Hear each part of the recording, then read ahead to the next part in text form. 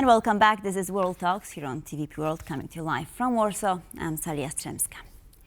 The agreement that allows Russian gas transit via Ukraine will expire on January 1st, 2025.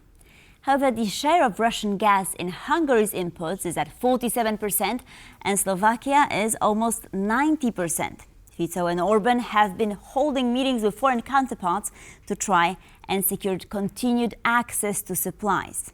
To discuss the issue, I am joined here this morning by Yuriy Kamelchuk, Ukrainian MP. Good morning, sir. Delighted to have you with us. Thanks for joining. Good morning. Thank you for joining me. So after some back and forth, Ukrainian President Volodymyr Zelensky had said that Kyiv could consider continued transit of Russian gas, but only on condition that Moscow did not receive payment until after the war. And of course, Russia did not agree, so it seems that there will be no deal. So what are the alternatives? Could, for instance, Gazprom ship through other routes, such as Turk Stream? What are the limitations here? Yes, sure. The agreement of Russian gas transit through Ukraine will expire on January 1st, 2025, as you said. And really, Ukraine don't want to transit Russian gas more to Europe. And there are some alternative ways, some alternative routes. First of all, pipeline, Balkan pipeline, which can transit Russian gas via Turk pipeline, Turk Stream. And it's about capacity maybe 15 billion cubic meters.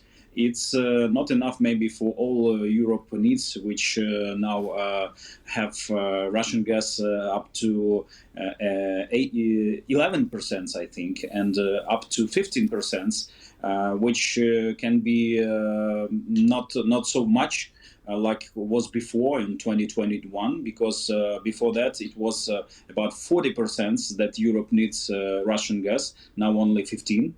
But also we can talk about LNG gas from Qatar, from US, and if European Union will not have any problems, communication problems or commercial or law problems with Qatar gas, they will have Qatar gas, because one of the Minister of Energy of Qatar said that if there will be some problems, Qatar just will withdraw all the LNG gas from Qatar to Europe.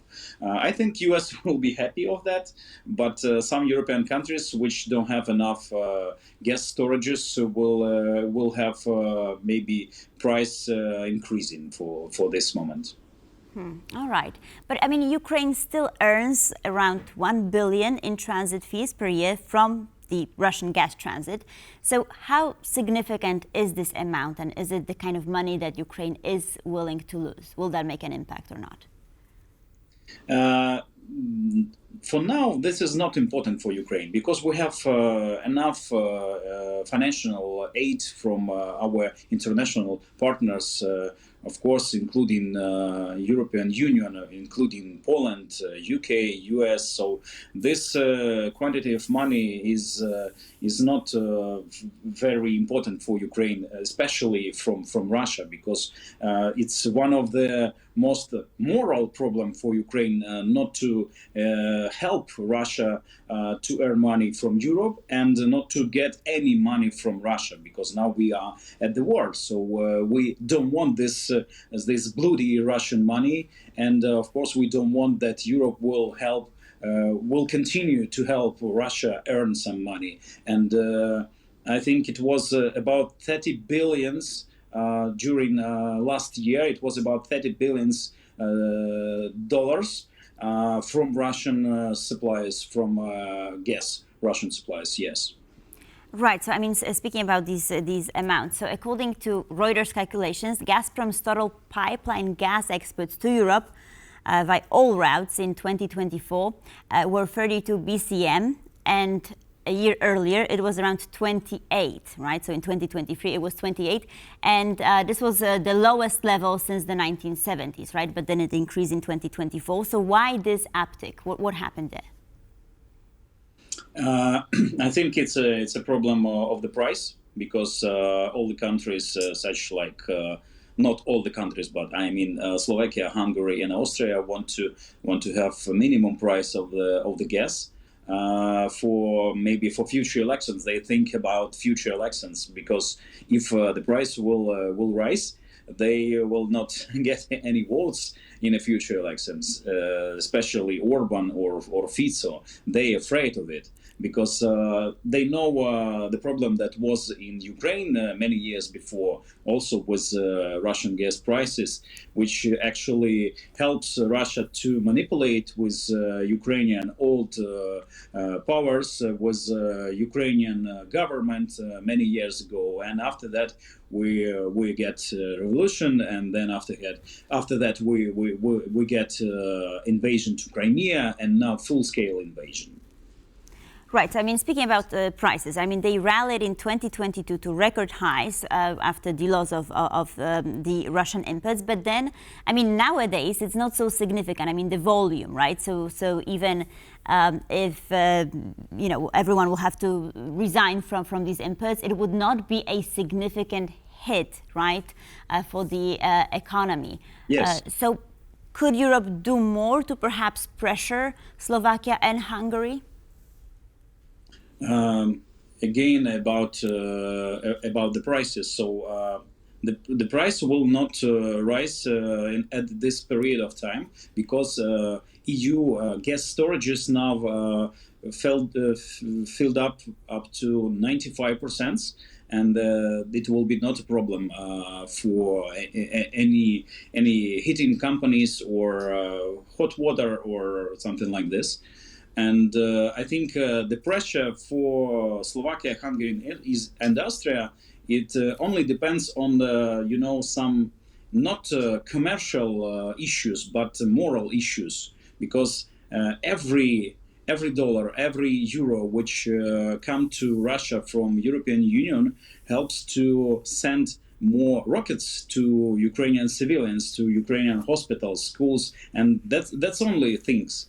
But also, if we will think in commercial way, or economical way, Ukraine can help European Union to get more from Ukrainian gas storages, which actually are the biggest in Europe.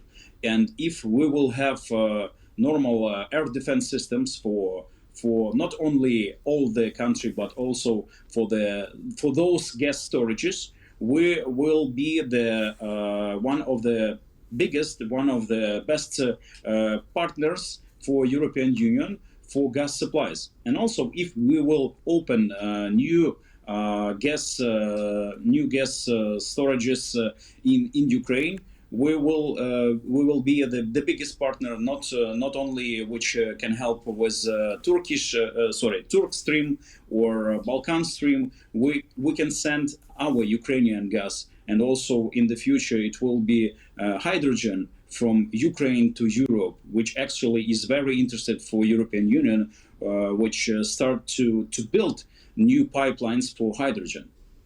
This is very interesting indeed. But I mean, let me turn to Slovakia and Hungary for a moment.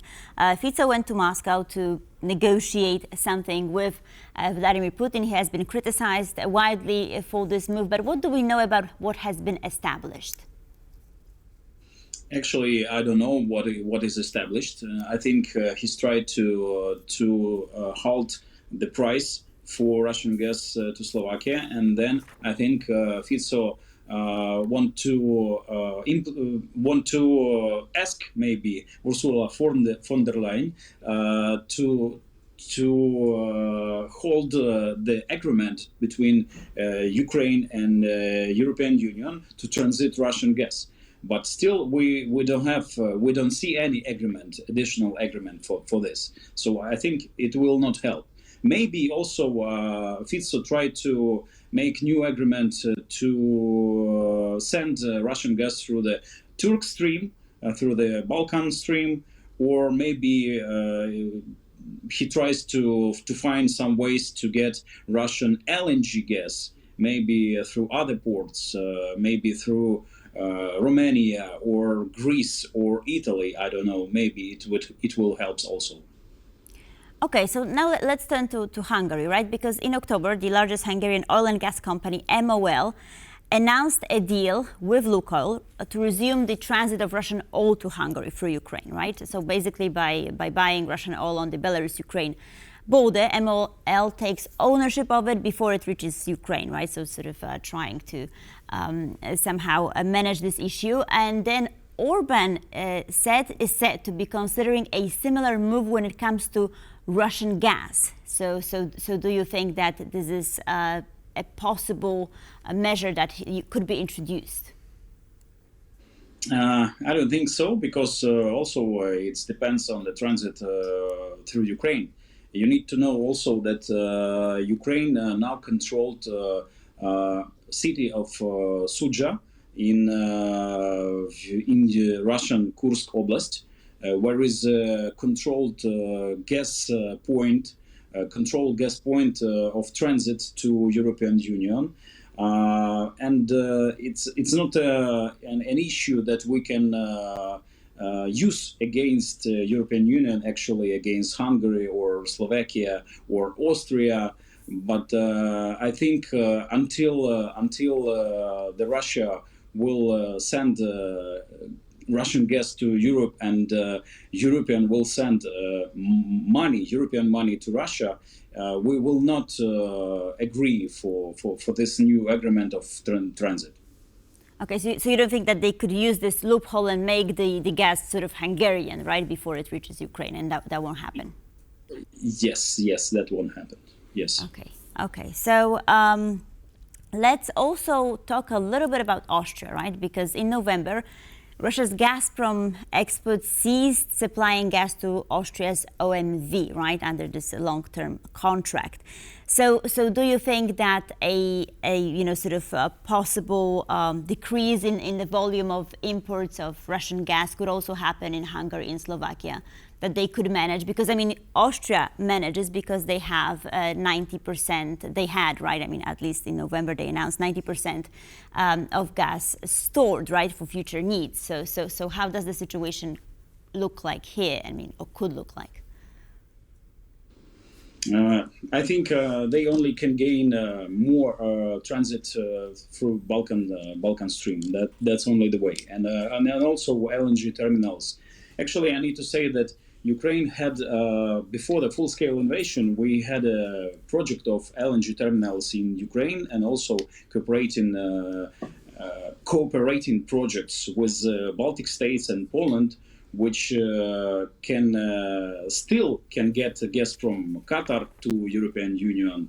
But I think any country can sign any agreement with Qatar, which actually one of the biggest suppliers of LNG gas in the world, not only in Europe, actually. So I think only new agreements can help Austria or other countries to change the suppliers from Russian gas to another suppliers. Actually, Norway is one of the biggest suppliers now in Europe, but they have no additional pipelines which can get needed volume, so they don't have capacity to get needed volume to Austria or Slovakia right now. Thank you, sir, very much for being with us this morning and for sharing some light on this very complicated issue. I guess we'll have to wait and see what actually happens. Hopefully, some solution will be worked out to the advantage of Ukraine, of course. Yuriy Kamelchuk, thank you, sir. Much appreciated. Thank you. And thank you for watching World Talks. Please stay tuned for more here on TVP World.